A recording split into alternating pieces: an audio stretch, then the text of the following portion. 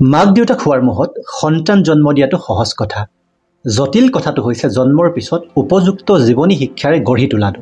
এই ক্ষেত্ৰত যিসকল অভিভাৱক ফেইলৰ হৈছে তেওঁলোকে সন্তানৰ ভৱিষ্যত জীৱনে কেৱল শেষ কৰা নাই, তাৰ লগতে নিজৰো বাকী থকা দিনবোৰলৈ জটিলতা কঢ়িয়াই আনিছে। 5টা গুৰুত্বপূৰ্ণ পইণ্ট মই এই ক্ষেত্ৰত আঙুলিয়াই দিব বিচাৰিছোঁ, যিকেইটা বুজি ল'লে আপুনি আপোনাৰ সন্তানক হীৰাতুল্য ৰূপত গঢ়িব পাৰিব।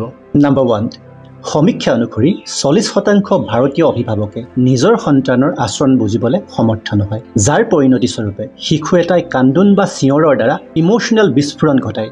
কথাই কথাই না ক'বলৈ শিকে বা অস্বীকাৰ কৰে কিবা এটা কৰিবলৈ ক'লে। হঠাতে হিংসাত্মক বা আক্ৰমণাত্মকভাৱে তেওঁলোকে ব্যৱহাৰ কৰে, যেনে খুন্দা মৰা, কামুৰি দিয়া, হাত বা ভৰিৰে মৰা, এনেধৰণৰ আচৰণ কৰে। ইয়াৰ মূল কাৰণটো হৈছে হতাশা। কিবা এটা বিষয়ত আপোনাৰ শিশুটি যে হতাশাত ভুগি আছে তাৰেই ই বাহ্যিক আত্মপ্ৰকাশ। এনে সমস্যাৰ পৰা হাত সাৰিবলৈ হ'লে আপুনি আপোনাৰ সন্তানৰ অনুভূতি স্বীকাৰ কৰিব লাগিব, লগতে এটা ৰাইট ৱেত সেই অনুভূতিবোৰ প্ৰকাশ কৰিবলৈ আপোনাৰ সন্তানক শিকাব লাগিব। যিকোনো এটা ভুলৰ বাবে শাস্তিৰ পৰিৱৰ্তে শিক্ষাৰে বুজাবলৈ আপুনি চেষ্টা কৰক। শিশু এটাৰ মানসিক স্থিতি আৰু প্ৰাপ্তবয়স্ক এজনৰ মানসিক স্থিতিৰ মাজত আকাশ আৰু পাতালৰ দৰে পাৰ্থক্য থাকে।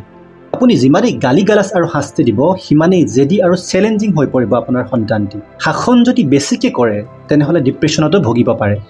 মৰমেৰে আৰু গঠনমূলকভাৱে কিদৰে যিকোনো এটা বিষয়ৰ আলোচনা কৰি সমাধান কৰিব পাৰি সদায় সেইটো শিকাব লাগে। লাইক, বেটা কোৱাচোন কি হৈছে? আচ্ছা কি লাগে তোমাক? অ'কে, এইটো কিয় লাগে তোমাক? হয় নেকি? কেতিয়া লাগে কোৱাচোন?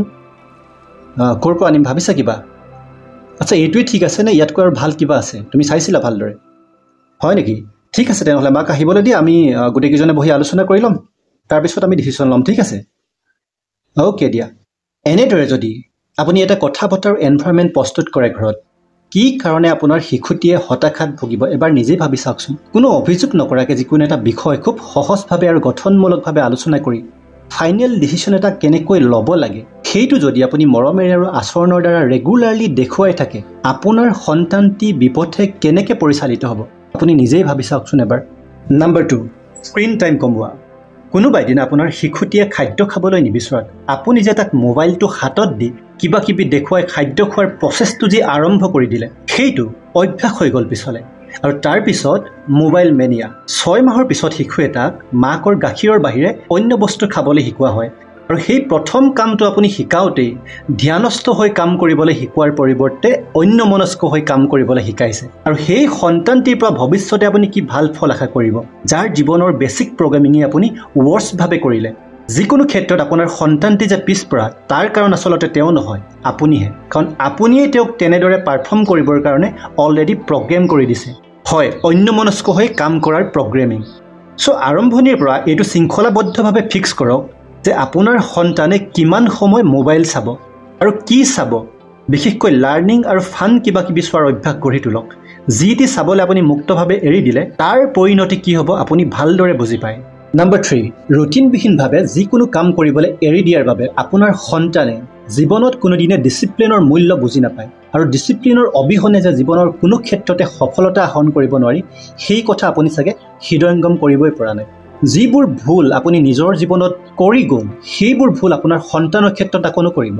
এই ডিচিপ্লিনৰ বাবেই বনৰ ৰজাক আপুনি চাৰ্কাছত দেখিবলৈ পাইছে, সাগৰৰ হুৱেলক আপুনি ছুইমিং পুলত শান্তভাৱে পাইছে। চ' এখন প্ৰপাৰ ৰুটিন ফ'ল' কৰি দৈনিক কিমান সময় আপোনাৰ সন্তানে ষ্টাডি কৰিব, খেলা ধূলা কৰিব, নৃত্য, নাটক, সংগীত বা অন্য এক্টিভিটিবোৰ কৰিব তাক ফিক্স কৰক। তাৰ লগতে প্ৰায়ৰিটিবোৰো বুজাই দিয়ক ভালদৰে।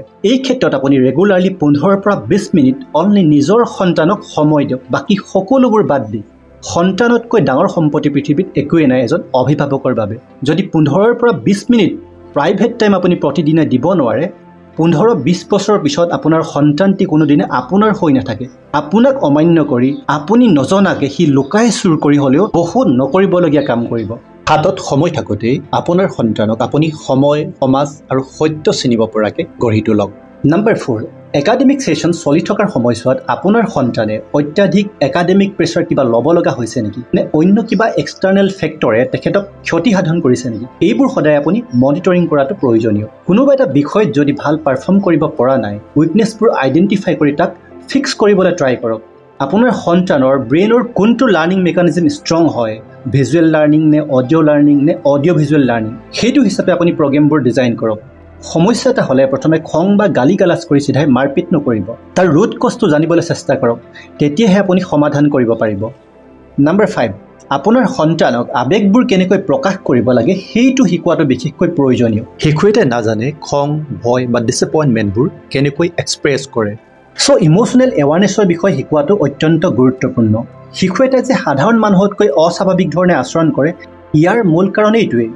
ইম'চনছবোৰ যদি প্ৰকাশ কৰিবলৈ নাজানে, কোনোৱে যদি নিশিকায় কেনেকৈ প্ৰকাশ কৰিব লাগে, তেনেহ'লে ডেফিনেটলি তেওঁলোকে অস্বাভাৱিক ধৰণে ৰিয়েক্ট কৰিব। মৰম, পৰিকল্পনা আৰু বিজ্ঞানসন্মতভাৱে যদি আপুনি তেওঁলোকক শিকায়, বৰ সহজতে সকলোবোৰ শিকি ল'ব।